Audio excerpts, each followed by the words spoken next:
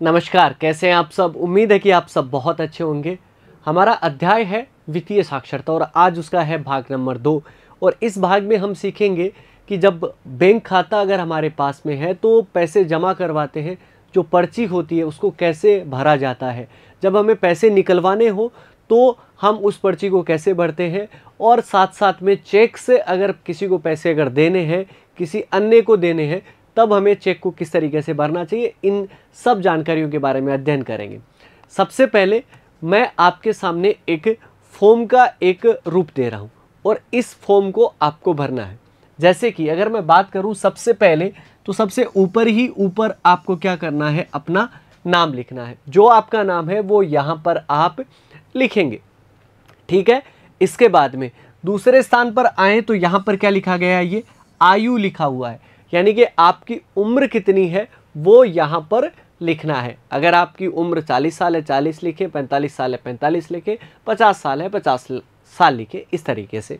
इसके बाद में तीसरे नंबर पे यहाँ पे क्या लिखा हुआ है, लिंग लिखा हुआ है। इसका मतलब है कि आप महिला हैं तो महिला लिखे, अगर आप पुरुष हैं तो आप क्या लिखे, पुरुष लिखे। इसके बाद में चौथे स्थान पर आपका क्या लिखा हुआ है, पता, मतलब जिस जगह आप रहते हैं, आपके गांव का नाम, तहसील का नाम, आपके ज़िले का नाम और किस राज्य से संबंधित है वो आपको यहाँ पर लिखना है। इसके बाद में आते हैं, यहाँ पे लिखा हुआ है वार्षिक आय, आपके पूरे साल की कमाई कितनी है वो आपको यहाँ पर लिखना है। और सबसे अंत में जो लिखा हुआ है वो लिखा हुआ है मोबाइल नंबर, यानी कि आपके मोबाइल नंबर यहाँ पर लिखने हैं।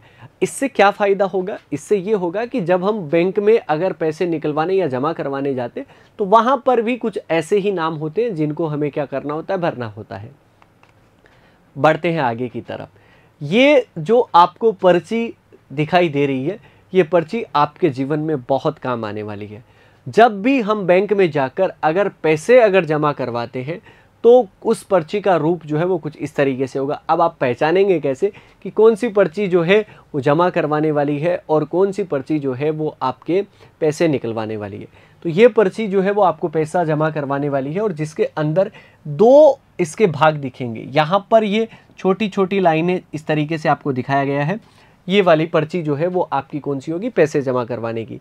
इसमें क्या करता है, जब भी आप बैंक में जाते हैं तो ये पूरी की पूरी जानकारी जो दी गई है वो यहाँ पर आपको पूरी भरनी होती है। अब आपके दिमाग में विचार आ रहा होगा कि ये जानकारी कैसे भरेंगे, तो वो मैं आपको इसी भाग में भरना भी सिखाऊंगा। पहले एक बार हम इनको देख लेते हैं। और जब आपकी राशि जब जमा होती है तो ये यहाँ से वो आपको काट कर ये वाली जो पर्ची है, इतनी वाली पर्ची, ये छोटी वाली, ये आपको दे देता है। इसका मतलब है कि आपके पैसे जो है वो जमा हो चुके हैं और आपके पास में एक सबूत रहता है, ठीक है। तो इस तरीके से ये कौन सी पर्ची हुई है, पैसे जमा करवाने की। बात करें कि जब कभी भी अगर पैसा निकालने की अगर बात हो तो जब वो पर्ची अगर भरनी होती है, अगर आपका बैंक में खाता है उसी बैंक में आपको मूल शाखा में जाना होता है और वहाँ से आप पैसे निकाल सकते हैं। और उसको पैसे निकालने की पर्ची की अगर मैं बात करूँ तो वो कुछ इस तरीके से दिखाई देती है। बढ़ते हैं आगे की तरफ। और आगे की तरफ अगर मैं बात करूं तो यहाँ पर क्या लिखा हुआ है, एटीएम कार्ड। एटीएम कार्ड जिसका विस्तृत रूप की अगर मैं बात करूं तो वो होता है ऑटोमेटेड टेलर मशीन होता है। लेकिन बात करें कि जिसको अगर आम बोलचाल की भाषा में अगर कहा जाए तो एटीएम कार्ड जो है वो कहा जाता है। एटीएम कार्ड से क्या होता है, एटीएम कार्ड से आप बिना बैंक में जाएं, आप एटीएम मशीन जहाँ लगी हुई है वहाँ पर जाइए, उस कार्ड का उपयोग कीजिए और वहाँ से आप पैसे जो है नगद रूप से प्राप्त कर सकते हैं, और वो भी बहुत आसानी के साथ में। बाद में बात करते हैं, ये यहाँ पर क्या लिखी हुई है, पासबुक। और पासबुक जो है वो एक बैंक की पासबुक इस तरीके से आपकी दिखाई देती है। इस पासबुक का क्या मतलब रहता है, जो भी आप पैसा जमा करवाते हैं और या फिर आप पैसा निकलवाते हैं तो इसमें क्या करवानी होती है, आपको एंट्री करवानी होती है ताकि उस हिसाब का, उस लेन देन का हमारे पास में रिकॉर्ड रह सके कि हमने कितने पैसे जमा करवाए, इस महीने का हिसाब, और आप पूरी साल का हिसाब जो है वो आप एंट्री करवा के इसमें ये आपका लिखित रूप से हिसाब हो जाता है, ठीक है। और बात करें कि आपको अगर किसी अन्य व्यक्ति को अगर चेक के माध्यम से या फिर आपको स्वयं ही अगर प्राप्त करने हैं तो चेक भी एक रूप है। नगद रूप से प्राप्त करने का। ठीक है, तो चेक का जो रूप होता है वो कुछ इस तरीके से आपको दिखाई देगा, जिसके अंदर ये अलग अलग कॉलम बने हुए होते हैं, जिनको भरना भी मैं आपको सिखाऊंगा आगे की तरफ। बढ़ते हैं आगे की तरफ, और यहाँ पर अगर आप देखें तो इस नोट को तो आप देखते ही पहचान जाओगे। तो ये कितने रुपए का नोट है आप आराम के साथ में कह दोगे, ये 20 रुपए का नोट है। ठीक है, ये इसको आप पहचानते ही हैं। अब ये वाली तस्वीर जो है वो आपके बहुत काम की है। ठीक है, यहाँ पर क्या लिखा हुआ है, एटीएम मशीन। मैं जिसकी बात कर रहा था कि एटीएम कार्ड से अगर आपको पैसे निकलवाने हैं तो एटीएम मशीन तक पहुंचना होगा आपको, जो आपके आसपास हो सकती है। ठीक है, तो यहाँ पर इस मशीन के द्वारा आप क्या कर सकते हैं, नगद रुपए आप प्राप्त कर सकते हैं। ठीक है, और यहाँ पर दो आपको लोग, जो दो महिलाएं जो है वो आपको दिख रही होगी, एक लड़की और एक महिला, जो कि यहाँ पर पैसे निकालने की बात कर रही हैं आपस में। ठीक है, तो इसी मशीन से आपको नगद प्राप्ति होती है। और अब जानते हैं चेक के बारे में। जैसा कि मैंने पहले भी बताया कि चेक का जो प्रारूप होता है वो कुछ इस तरीके से होता है, लेकिन अगर आपको स्वयं के रुपए निकालने हैं या किसी अन्य व्यक्ति के लिए जो है वो पैसे अगर आपको देने हैं तो उसके लिए चेक का उपयोग किया जाता है। और चित्र को देख के हमें इसका अभ्यास करना है किस तरीके से। सबसे पहले अगर मैं बात करूं तो यहाँ पे कोने में यहाँ पर क्या लिखी जाएगी, वहां पर चेक की में जो रकम भरने की जो तिथि है, जिस दिन आप रकम भर रहे हैं उस दिन की तिथि वहां पर लिखी जाएगी। ये आपका यहां पर लिखना है।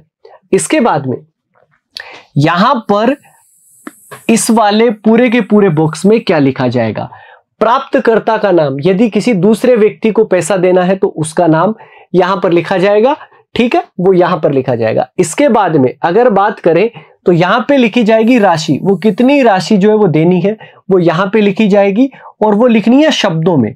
ठीक है, जैसे कि 1000 अगर लिखना है तो कुछ इस तरीके से 1000 इस तरीके से। और अगर मैं बात करूं यहां पर, तो यहां पर जो रुपए लिखने हैं वो आपको अंकों में लिखने। 1000 को अगर लिखना होगा तो कुछ इस तरीके से हम लिखेंगे अंकों में। यहां पे धनराशि जो लिखी जाएगी वो अंकों में लिखी जाएगी। इसके बाद में यहां पर बैंक द्वारा प्रदान की गई जो खाता संख्या होती है वो यहां पर लिखी जाती है।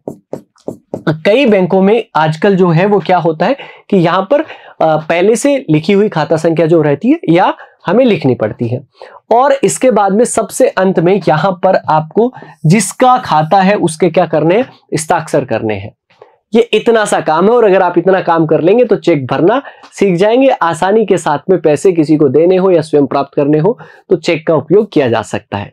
और अब हम बात करते हैं कि अगर आप बैंक खाते में अगर आप पैसा जमा करवाने जाते हैं तो जमा पर्ची, जैसे कि आपको मैंने पहले भी बताया, ये आपकी जमा पर्ची होती है जिसके 2 भाग होते हैं।